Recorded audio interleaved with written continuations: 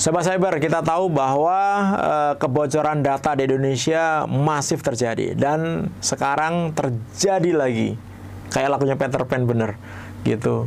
Dan yang terakhir ini adalah data dari Bank Indonesia, regulator bank-bank yang ada di Indonesia. Kebayang nggak? Bank Indonesia sampai bocor begitu. Dan ternyata grup hacker yang menyerang ini selain mereka mencuri datanya, mereka juga melakukan enkripsi terhadap data-data yang ada di Bank Indonesia menggunakan ransomware begitu. Nah, kira-kira apa yang terjadi, kemudian data-data apa saja yang dicuri oleh grup ini begitu, dan apa modusnya dan bagaimana cara kerja grup hacker ini, dan apa yang harus dilakukan oleh Bank Indonesia, kita saksikan setelah yang satu ini.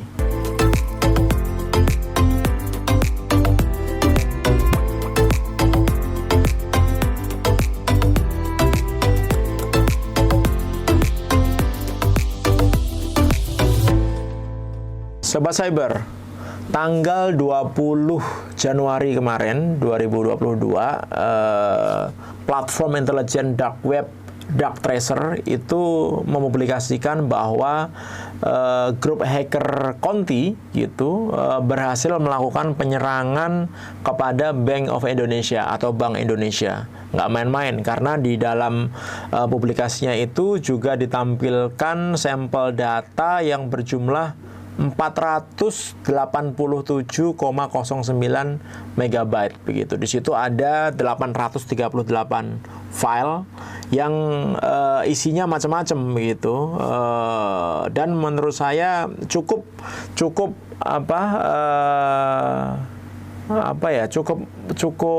strategis lah gitu, karena di situ ada misalkan ada file Adobe Cloud Services gitu, kemudian juga ada control table, kemudian ada data.json dan lain-lain gitu. Walaupun di situ juga ada beberapa file dokumen atau file PowerPoint begitu. Nah, data-data yang dipublikasikan oleh grup hacker Conti ini, yang indikasinya berasal dari Rusia begitu, dicuri dari Bank Indonesia gitu, dari domain corps.bi.go.id, jadi ke domain utamanya Bank Indonesia sebenarnya gitu. Dan ketika dicuri gitu, file-file ini dicuri oleh grup hacker ini, berikutnya mereka melakukan enkripsi terhadap data-data dan sistem yang ada di komputer dan servernya Bank Indonesia gitu. Makanya kita sering menyebutkan ransomware. Jadi ransomware itu adalah salah satu serangan hacker, caranya mengirimkan malware, kemudian setelah dikirimkan malware ini melakukan enkripsi terhadap data-data yang ada di komputer ataupun di server, sehingga data-data itu tidak bisa dibuka gitu kalau tidak memiliki kuncinya gitu. Dan biasanya si hacker ini meminta tebusan kepada si korbannya, Anda kalau mau membuka file-file yang kami encrypt atau yang kami sandi gitu, Anda harus bayar tebusan begitu. Nah, setelah bayar biasanya akan dikirimkan tebusan itu. Dan biasanya grup hacker yang profesional itu nggak main-main minta tebusannya, Sobat Cyber gitu. Contohnya misalkan beberapa waktu yang lalu Amerika, salah satu perusahaan minyak di Amerika yaitu Colonial Pipelines gitu, itu seperti Pertamina-nya kalau di Amerika itu, mereka terkena serangan ransomware ini dan mereka harus bayar, kalau dirupiahkan tuh 500 miliar rupiah supaya mereka diberikan kunci yang digunakan untuk membuka file-file dan sistem yang di-encrypt oleh malware yang dikirimkan oleh grup ransomware tersebut begitu. Jadi luar biasa mahalnya gitu. Nah, ini info terakhir yang didapatkan setelah BSSN melakukan investigasi bersama Bank Indonesia, karena ternyata penyerangan ini dilakukan bulan Desember, tepatnya sih kita nggak tahu ya, tapi lapor ke BSSN itu tanggal 17 Desember tahun 2021 begitu. Setelah lapor, dicek dan macam-macam begitu, akhirnya dibuat pernyataan bahwa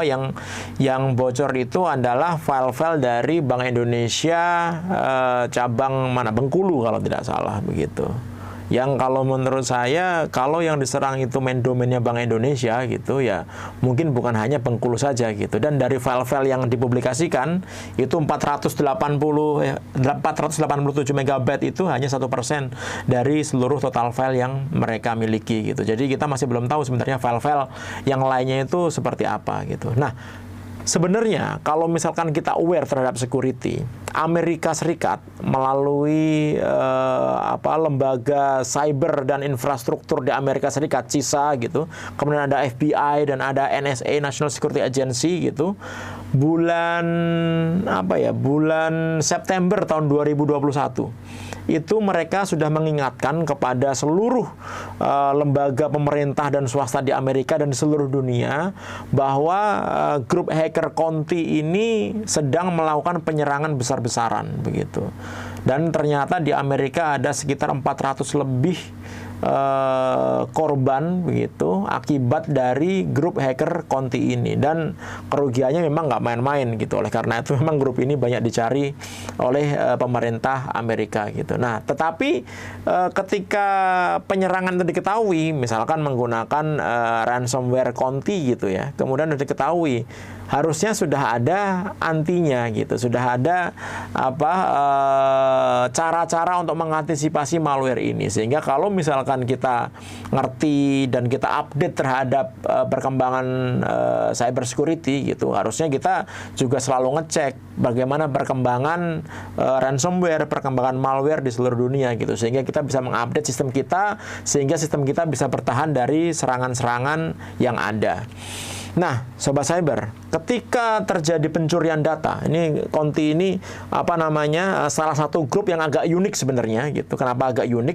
Karena biasanya grup ransomware itu mereka hanya melakukan enkripsi atau penyanderaan terhadap file korbannya gitu. Mereka nggak ngambil datanya gitu. Mereka hanya melakukan penyanderaan dan mereka mengharapkan si korbannya itu memberikan tebusan gitu. Karena biasanya kalau download ngedam, kalau kita ngomongnya ya, ngedam data itu biasanya memakan waktu yang cukup lama gitu. Apalagi ketika jaringannya tidak kuat gitu, itu downloadnya lama, sehingga mereka lebih suka melakukan encrypt terhadap file-file yang ada di tempat korbannya gitu. Nah, grup Conti ini beda. Jadi mereka sebelum melakukan penyanderaan terhadap file, sebelum mereka merusak filenya, mengencrypt filenya, mereka mencuri datanya dulu. Jadi datanya itu dicuri sama mereka, diambil dulu. Setelah mereka berhasil mencuri datanya, kemudian mereka melakukan proses ransomware ini. Mereka melakukan pengiriman ransomware ini, mereka melakukan pengenkripsian atau pengacakan terhadap file-file yang ada di komputer targetnya gitu. Nah, akhirnya kan teracak semua tuh, nggak bisa dibuka semuanya tuh. Nah, si geng Conti ini mereka biasanya minta tebusan. Anda harus bayar ya gitu. Kalau Anda nggak bayar, nggak mau bayar, saya punya data-data Anda. Ini akan saya publikasikan. Gitu biasanya. Sehingga geng ini lumayan ditakuti gitu. Nyiksanya itu 2 kali lipat gitu. ini grup hacker yang nyiksanya 2 kali lipat. Selain melakukan kegiatan ransomware, mereka juga melakukan pencurian data. Nah, biasanya kalau si korban ini mereka bayar gitu, akan diberikan kuncinya, masalah selesai. Dia tidak akan mempublikasikan data yang dicurinya itu gitu. Nah, dalam kasus Bank Indonesia ini agak aneh ketika Bank Indonesia dan Badan Siber dan Sandi Negara membuat pernyataan grup Conti ini, ransomware Conti ini, mereka tidak minta tebusan begitu. Nah, ini agak di luar kebiasaan mereka gitu. Tetapi kalau kita lihat ya, kebiasaan mereka, cara bekerja mereka, ini grup yang berasal dari Rusia sebenarnya. Mereka dikenal juga dengan nama Wizard Spider gitu. Mereka biasanya ketika melakukan pengiriman ransom dan sudah berhasil, mereka pasti akan minta uang begitu. Nah, mereka mempublikasikan datanya itu kalau misalkan korbannya tidak memberikan uang gitu. Nah, makanya mungkin saya nggak tahu ya, yang tahu sebenarnya di sini Bank Indonesia dan BSSN gitu. Mungkin gitu grup ransomware Conti ini sudah meminta tebusan kepada Bank Indonesia, tapi mungkin karena Bank Indonesia punya backupnya Indonesia gitu, sehingga dianggapnya udahlah nggak usah kita bayar tebusannya, orang kita punya backupnya juga gitu. Tapi Bank Indonesia lupa bahwa grup hacker Conti ini mereka berhasil mencuri data-data yang ada di Bank Indonesia gitu, sehingga ketika tebusan itu tidak dibayar, akhirnya grup ini mulai mengekspos, ini loh saya punya datanya gitu, Anda nggak mau bayar, ini saya punya datanya gitu. Nah, data inilah yang sebenarnya cukup membahayakan. Karena apa? Karena Bank Indonesia adalah bank yang bukan bank ya, adalah organisasi yang bertanggung jawab terhadap pengaturan kebijakan-kebijakan perbankan yang ada di Indonesia. Termasuk di situ ada BI checking, ada data-data bank dan lain-lain begitu. Sobat Cyber, jadi kalau kita tarik lagi garisnya gitu, ketika data itu berhasil dicuri, kemudian ternyata data-datanya itu berhasil diambil oleh grup hacker Conti ini gitu, dan ternyata kita bisa baca isi dari file-file yang dicuri oleh mereka. Artinya apa? Artinya Bank Indonesia belum melakukan pengamanan data yang maksimal begitu. Karena apa? Karena data-data yang disimpan gitu, terutama di komputer-komputer atau di server-server yang strategis gitu, yang isinya konfidensial, harusnya data-datanya disimpan dalam bentuk encrypted atau tersandi gitu, sehingga ketika ada grup hacker yang berhasil masuk, melakukan penyerangan, melakukan pencurian data, mereka tidak bisa baca isinya walaupun mereka bisa mencuri filenya gitu. Ngerti nggak maksudnya? Jadi enkripsi atau penyandian itu digunakan untuk mengamankan data, sehingga tidak ada sistem yang memang sempurna di dunia ini gitu. Kita tahu bahwa ini juga geng Conti ini adalah grup hacker yang cukup kuat begitu. Biasanya mereka menggunakan APT dalam penyerangannya. Mereka menggunakan malware-malware yang levelnya itu hacker tingkat dunia lah gitu, sehingga banyak institusi yang jebol gitu. Fine lah, mungkin mereka pinter begitu. Tapi ketika mereka melakukan penyerangan gitu dan berhasil masuk gitu, kalau misalkan data-data yang ada di Bank Indonesia itu di-encrypt dengan baik, diamankan dengan baik gitu, mungkin bisa dicuri oleh grup hacker ini, tetapi mereka tidak akan bisa baca isinya.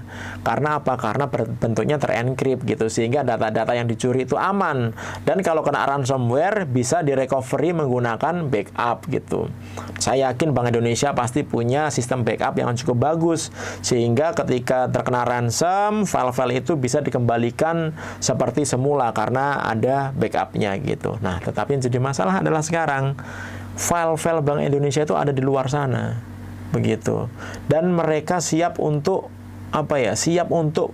menjualnya kepada orang yang mau nawar dengan harga tertinggi file-file tersebut begitu. Oleh karena itu kita juga harus hati-hati, Bank Indonesia juga harus waspada data-data apa saja yang kira-kira dicuri oleh grup hacker ini. Karena kalau data yang dicuri itu hanya data-data dari misalkan komputer karyanya Bank Indonesia, ya kayaknya kok agak nggak mungkin gitu. Ngapain grup hacker sebesar ransomware Conti ini gitu, grup hacker geng hacker sebesar Conti ini kok dia mau mencuri data-data yang isinya sebenarnya tidak terlalu strategis gitu, kayaknya hampir nggak masuk akal gitu. Pasti mereka mencuri data-data yang besar dan strategis gitu. Apalagi kita tahu bahwa ketika terjadi penyerangan gitu dan hacker berhasil masuk ke dalam suatu sistem, ke server gitu misalkan, nggak mungkin juga dia hanya ngambil sebagian isinya gitu.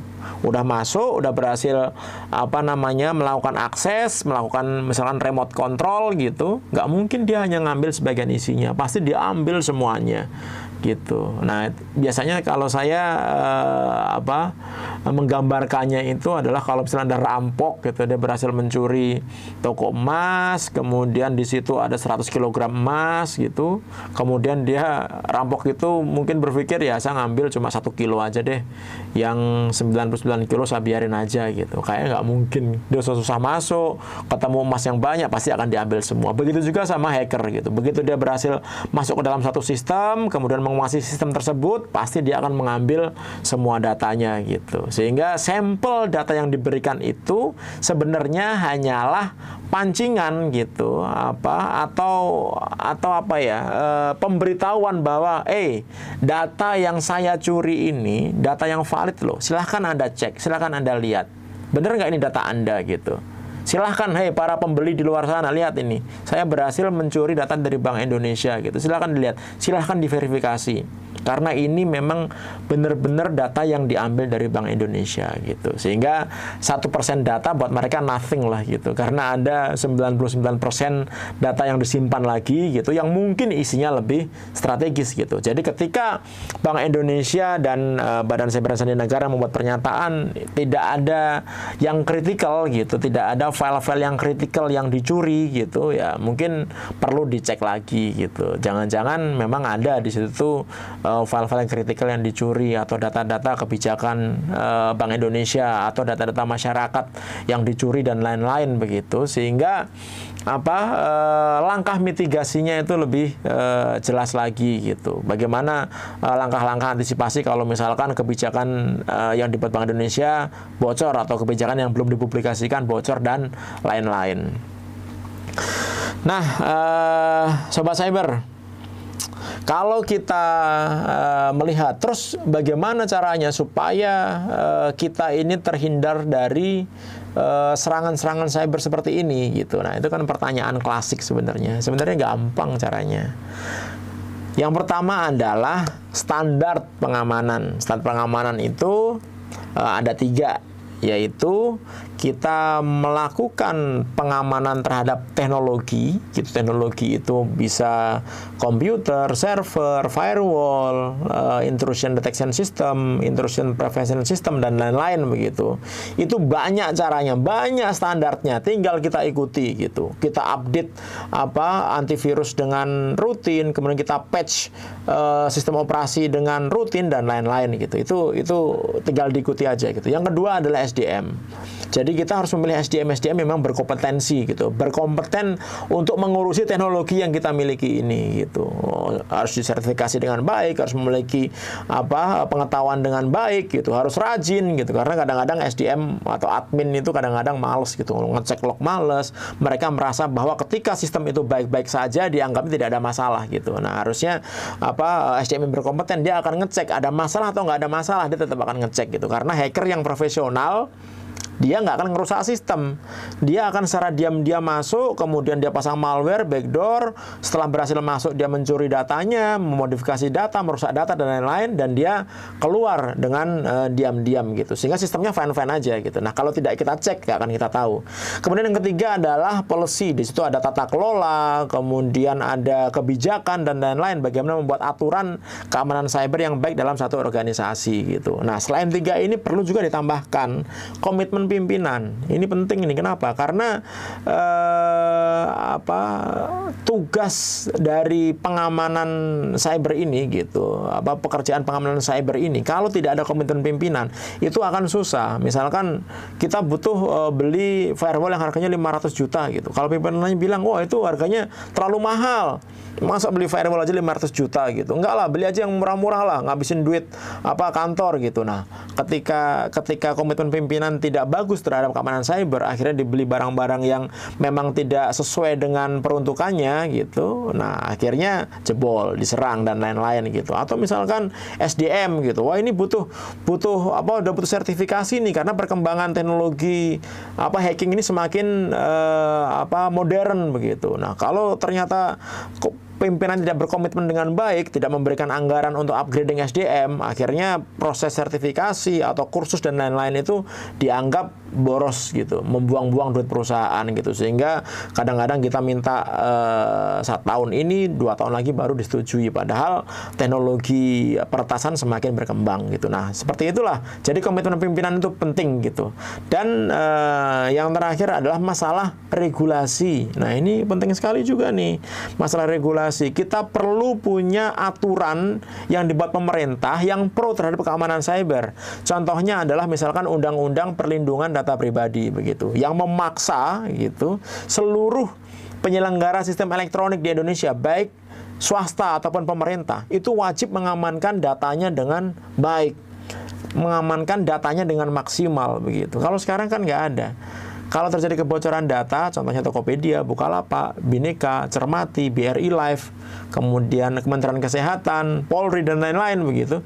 Ketika terjadi kebocoran data, mereka menganggap bahwa ini ada hal yang biasa. Bahkan mereka selalu play victim. Mereka menganggap bahwa ya kita juga menjadi korban sebenarnya gitu. Padahal kan nggak bisa kayak gitu. Karena begitu data itu bocor, yang dirugikan adalah masyarakat gitu.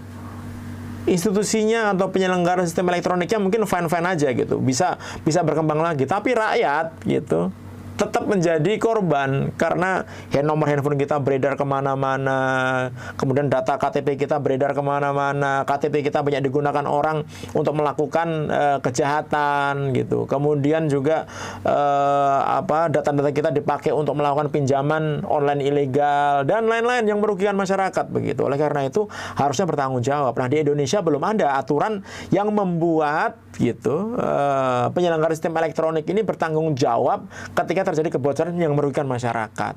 Oleh karena itu, Undang-Undang Perlindungan Data Pribadi wajib hukumnya kita miliki gitu. Karena di situ nanti ada hukuman badan dan ada hukuman denda gitu. Dan nggak main-main gitu, hukumannya cukup berat, bisa 7 sampai 7 tahun penjara dan denda 100 miliar gitu.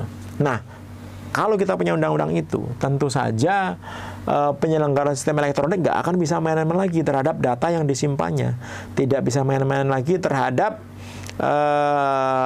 keamanan cyber yang ada di organisasinya gitu. Karena apa?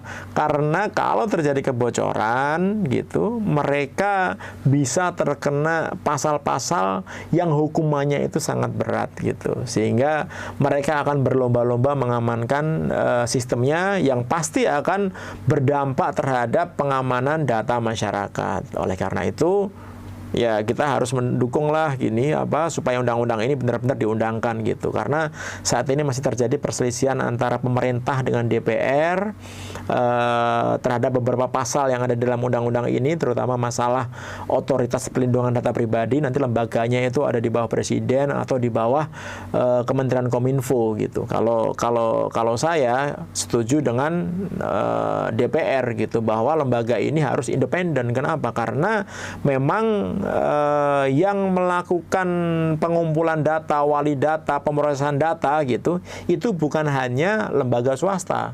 Kalau hanya lembaga swasta, perusahaan swasta, ya bolehlah kalau di bawah Kominfo itu bisa menegakkan hukum ke mereka gitu. Tapi kalau ternyata yang melakukan pelanggaran hukum itu adalah institusi pemerintah gitu, kementerian gitu, ya kalau lembaganya di bawah Kominfo, tentu saja dia nggak akan berani menegakkan hukum kepada level yang ada di atasnya gitu. Misalkan kalau datanya Kementerian Sosial gitu bocor gitu, ya mesti nggak mungkin pejabat eselon 2 atau eselon 1-nya memberikan hukuman kepada Menteri Sosial gitu ya, kayaknya akan jauh gitu. Oleh karena itu lebih baik lembaga ini independen gitu, dan sehingga mereka lembaga ini punya gigi yang tajam gitu untuk menegakkan hukum. Tujuannya apa ya? Tujuannya untuk melakukan perlindungan kepada masyarakat gitu. Oke Sobat Cyber, itu yang bisa saya sampaikan. Terima kasih atas perhatiannya. Semoga kebocoran data yang ada di Indonesia ini menjadi pelajaran untuk kita semua, bukan hanya untuk pemerintah, tetapi kita semua lah gitu, baik perusahaan-perusahaan besar, perusahaan kecil, UMKM gitu, atau kita yang memiliki sistem-sistem sendiri, punya website sendiri. Kita harus mulai cek sistem kita gitu, harus mulai kita amankan. Banyak standar-standar yang bisa kita ikuti, ISO 27001, COVID, standar keamanan sistem informasi dan lain-lain gitu. Itu bisa kita download secara free dan bisa kita implementasikan ke sistem yang kita miliki. Nah, kalau sistem kita aman, sistem kita pribadi kita aman, perusahaan kita aman, negara kita aman, tentu semuanya akan menjadi aman gitu, dan kita tidak lagi menjadi korban-korban hacker-hacker yang ada di luar sana gitu. Karena ingat, siapapun yang menguasai informasi itu akan menjadi penguasa dunia nantinya gitu. Nah, kalau kita membiarkan orang-orang lain menguasai data dan informasi kita, mereka tentu akan bisa menguasai Indonesia. Jangan sampai itu terjadi. Nah, Sobat Cyber, terima kasih sekali lagi. Kalau Sobat Cyber suka dengan konten ini, silahkan like, comment, share, subscribe. Yang belum subscribe gitu, silahkan kalau suka, dan kalau nggak suka boleh silahkan dislike. Komen kalau ada yang mau ditanyakan lebih lanjut, silahkan. Kita juga ada beberapa media sosial yang bisa Sobat Cyber kontak. Terima kasih, sehat terus, salam Cyber Indonesia.